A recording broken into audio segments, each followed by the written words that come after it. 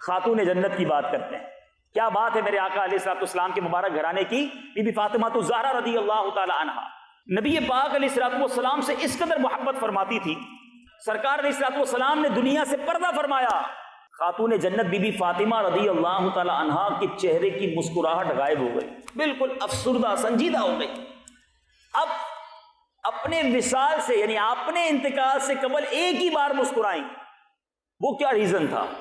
پیارے آقا کے دنیا سے پردہ فرمانے کے بعد مسکرانا بند، مگر ایک بار وصال سے پہلے مسکرائیں. اور وجہ یہ تھی کہ حضرت خاتون جنت بی بی فاطمہ کو یہ تشویش رہی کہ عمر بھر تو میں غیر مردوں کی نظروں سے بچی رہی، لیکن جب میرا انتقال ہوگا تو میری وفات کے بعد کفن پوش لاش پر تو لوگوں کی نظر پڑے گی نا، کفن کے ساتھ لاش ہوگی تو غیر مرد بھی دیکھیں گے، تو یہ کیا ہوگا، میرا پردہ کدھر جائے گا، ایسا خیال. تو ایک موقع پر حضرت سیدتنا اسماء بنت امیس رضی اللہ تعالی عنہا نے کہا کہ میں نے حبشہ میں دیکھا ہے. افریقہ والوں مبارک ہو، حبشہ یہ ایتھوپیا ہے نا. وہ فرماتی میں نے حبشہ میں دیکھا ہے کہ جنازے پر درخت کی شاخیں باندھ کر ایک ڈولی کی سی صورت بنا کر اس پر پردہ ڈال دیتے ہیں، پھر انہوں نے کھجوروں کی شاخیں منگوا کر انہیں جوڑ کر کپڑا تان کر سیدہ خاتون جنت رضی اللہ تعالیٰ عنہا کو جنازہ دکھایا. آپ بہت خوش ہوئیں اور اس کے بعد لبوں پر مسکراہٹ آ گئی. مرنے کے بعد میرا پردہ برقرار رہے گا.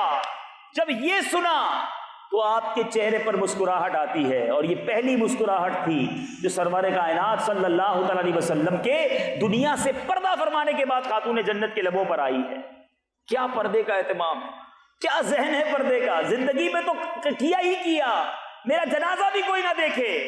اور آج میری بہنیں، آج تو کپڑے ہی ایسے خریدے جاتے ہیں تاکہ لوگ دیکھیں، میک اپ ایسا کرنا ہے کہ زمانہ دیکھے، خوشبو ایسی لگانی ہے کہ لوگ سونگیں. یاد رکھو، عورت صرف اپنے گھر کے لیے، اپنے فرد کے لیے، اپنے شوہر کے لیے جو ہے وہ زیورات آرائش کرنی ہے وہ کر سکتی ہے، غیر مردوں کو دکھانے کے لیے نہیں. یہ حرام اور جہنم میں لے جانے والا کام ہے.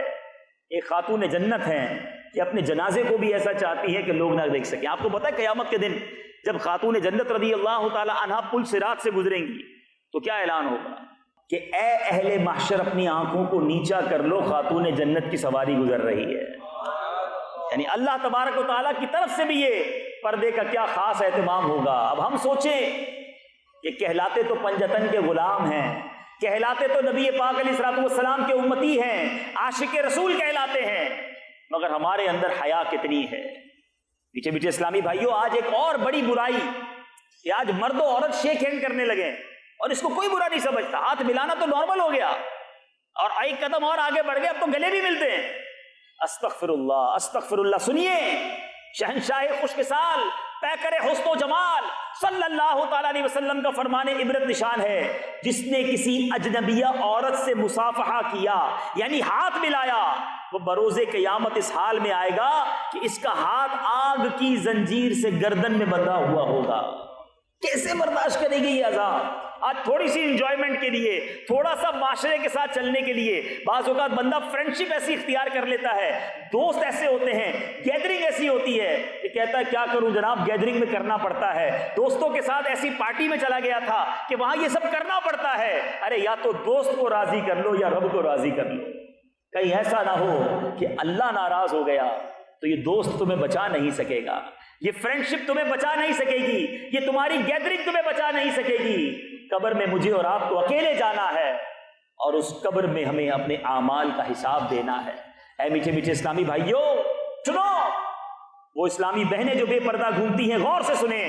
نبی پاک علیہ الصلوۃ والسلام فرماتے ہیں المرأۃ عورۃ فاذا خرجت استشرفها الشیطان. عورت یعنی چھپانے کی چیز ہے، جب وہ نکلتی ہے تو شیطان اسے جھانک جھانک کے دیکھتا ہے.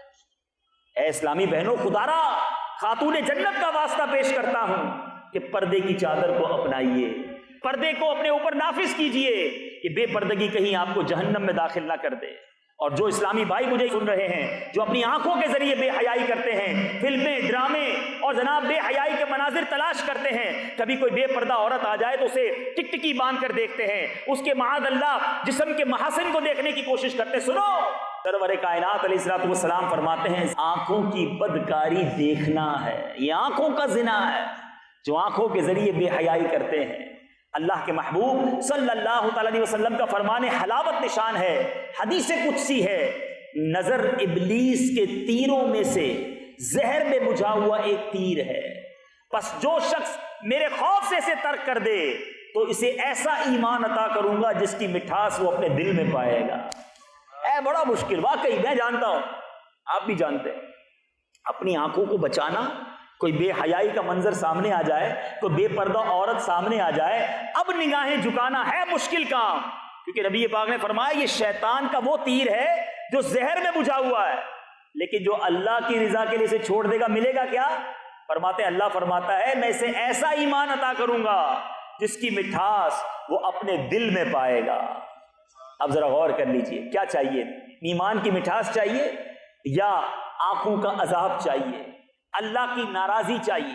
ہمیں شیطان سے یہ مقابلہ کرنا ہوگا۔